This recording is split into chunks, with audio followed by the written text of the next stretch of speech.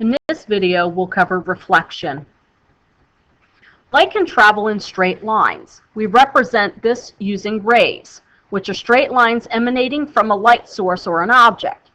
This is really an idealization, but it is very useful for us.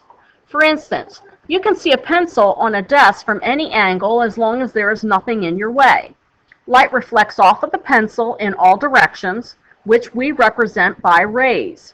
You can see the rays that hit your eye. So let's talk about the law of reflection.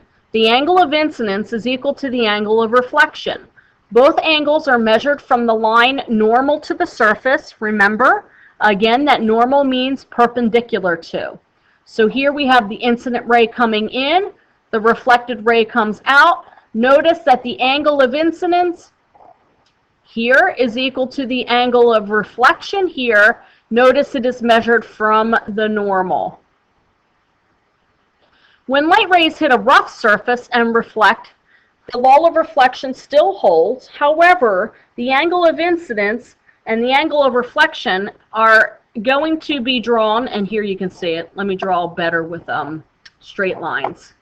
Okay, so if I draw it with a straight line, you can see that right here would be the normal to that surface. Here's the normal to this surface. Here is the normal. Here is the normal. Here, that's a little tricky, is the normal, and here's the normal.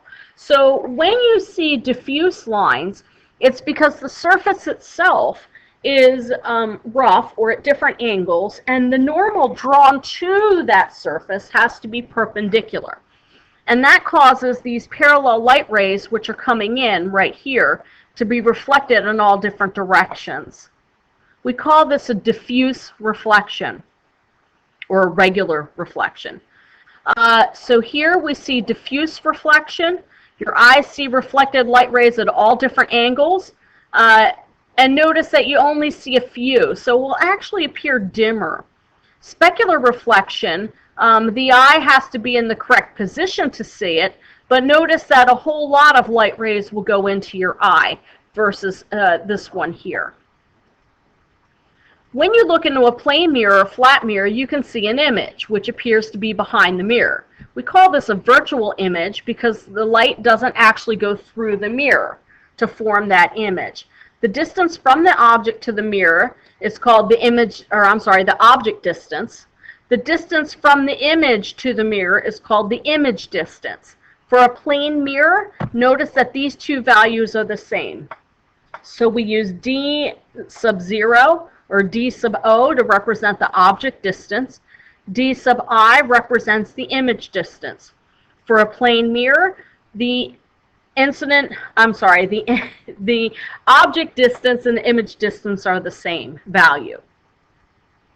The angle of reflection is blank, the angle of incidence.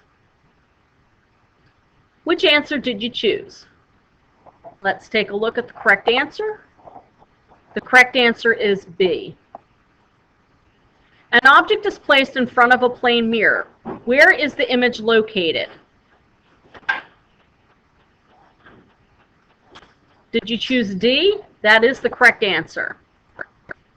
In the next video, we'll talk about spherical mirrors.